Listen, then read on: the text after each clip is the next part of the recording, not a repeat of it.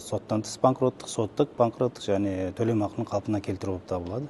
Үш рәсім тұрады, жаңа айтып кеткендей, соттан тыс банкроттық ол қарызы 1600 айлық есептік көп болмау керек.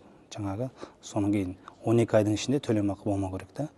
Жаңағы 12 айдың ішінде төлем ақы болмаған соң, жаңағы 1 МРП-ға дейін 3932 теңгеге дейінгі қарыз төленбеу керек.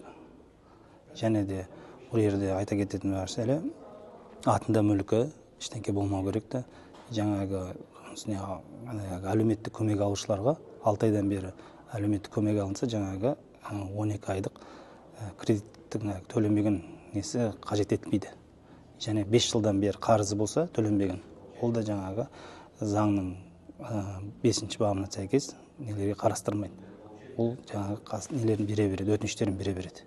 Ол не арқылы береді? ЕГО қолдау KZ веб-порталы, тазалау сервисі арқылы біздің базаға келіп түседі.